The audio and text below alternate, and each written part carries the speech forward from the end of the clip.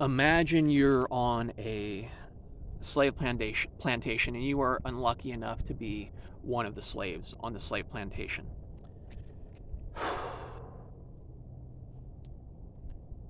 Who has rights over your body in that slave plantation? Um, the other slaves, not so much. The guy with the whip, yeah. The guy who pays the guy with the whip, yeah. The guy who pays the guy with the whip, his family, yeah, actually them too. These are all people who have rights over your body in a slave system, which isn't to say then I think it's right, right? But in this legalistic framework where one person gets power over another person, you can easily be mistaken into thinking that the slave master has any rights whatsoever over the slaves because of the legalese involved, right? When you expand that a little bit and you claim that the cops have a right to do something to you, you're making the same argument.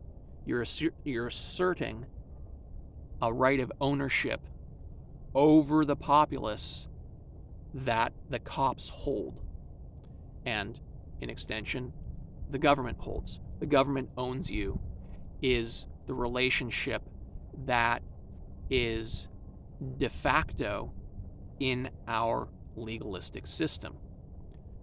No, you can't speak back. And what's interesting is this mindset is so pervasive in our culture that, you know, us fellow slaves who see someone gets caught running through a stop sign and get pulled over, we might cheer, yeah, go get him. Right? Like, how crazy is that? I think it's kind of nuts that we would applaud people being suppressed by the system erected over us to lord over us. A lot of people really like the predictability of our societies as the justification for threatening violence on everyone. It's a little weird. But now let's go back to the slave plantation for a second, and you'll obviously know where this is going. Is it appropriate for the slave on a slave plantation to take the whip away from the guy whipping him and whip the guy back? Would that be out of line?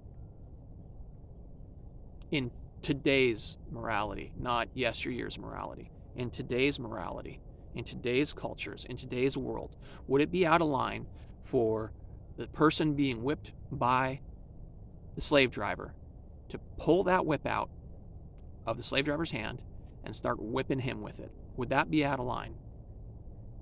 Would it be out of line if that slave driver is whipping someone and one of the other slaves shoots the guy in the head? Would that be out of line in today's morality? Not yesteryear's morality, not imagining that we're on the plantation and that, oh yeah, you got to do what massa says. I'm not saying that. I'm saying today's morality, where people know that slavery is wrong and they know that no one's got a right to whip the guy because they exchanged some dollars between other guys to get this guy to whip his property.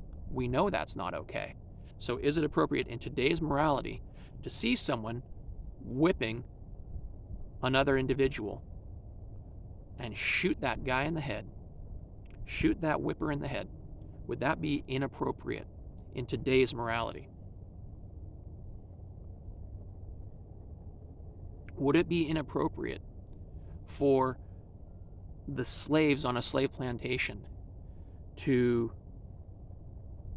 hogtie the guy with the whip, storm the plantation house, the master's house, kick him off the property, and say, this is ours now? In today's morality, would that be a problem?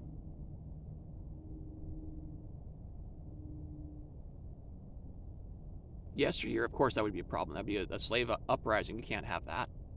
But now, is that a problem?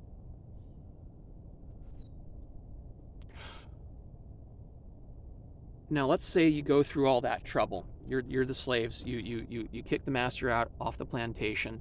It's your house now.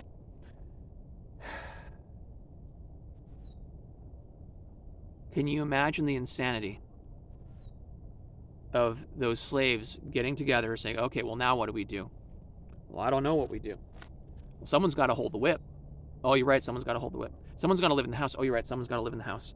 And someone's got to work the fields. Oh, yeah, someone's got to work the fields. And they set up the same structure again. Wouldn't that be nuts? Wouldn't that be insane? Now, what if, you know what, we'll do that, but we'll just take turns being the master. That would be crazy too, wouldn't it?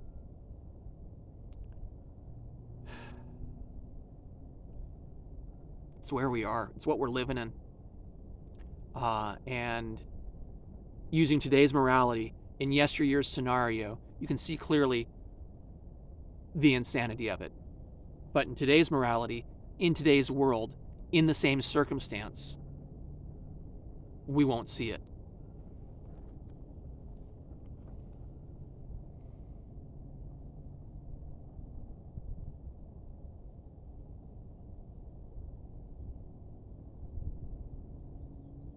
Aren't we crazy?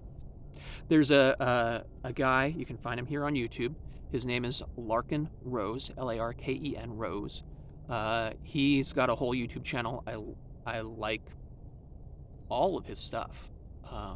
I've got some fine point disagreements with the guy, but I like all of his stuff. I think he's a sound thinker in this area.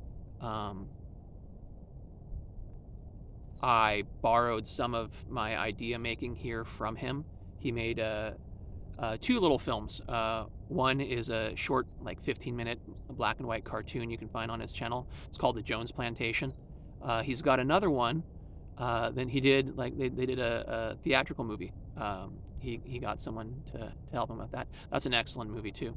And apparently he's got a book too. So Larken Rose, this is all your plugs that I can throw in there, just because I like your stuff. We have to start thinking about the systems around us in real terms with real language. We use euphemisms far too much. Instead of slave master, we might say republic, or we might say president, or we might say prime minister, or we might say any number of things, really. But we have to start seeing things clearly and wrestling with them as they are, rather than the ideals of what we hope that they would be if everything were perfect and if everyone would just, do the right thing. Like, we have to get out of law euphemism land. In law euphemism land, you get to call extortion, we get to call revenue generation, we get to call the violent suppression of people peacekeeping. We get to do all kinds of fun things if we're willing to use euphemisms to have our discussions. But if we want to have discussions about real things, we need to call things what they really are. And I think that when you look at our government systems, it's appropriate to use the analogy of slavery. I think that's absolutely appropriate. And if you don't see it that way, I gotta ask you, what are your reasons for seeing it differently? Are they logical or are they feeling based? And if they're feeling based, examine that. If they're logical, I want to hear them. I'm all for logical reasons and logical reasoning and logical debate. I'm all for it. I respect your feelings as your feelings, but that doesn't mean that um, they're logical arguments. So we have to have conversations without euphemism. And it's amazing when you can take real world, real life situations that did happen, historical events, and draw straight line analogies to current events, and people can say, oh no, they're completely different, even though all the component parts are there. And we have the component parts of a feudalistic society, a slave society, where you have owners and slaves. We've got all that mechanism set up. It's all there. It's gotten way more sophisticated. The uh, the the whips don't look like whips anymore, but they're still whips. And I hope that you will go check out Larken Rose's content. He's uh, differently articulate than I am. I think he's been at this a lot longer, and um, I really respect his stuff. So go check out his stuff. Have a good day. Don't let the violence get you down.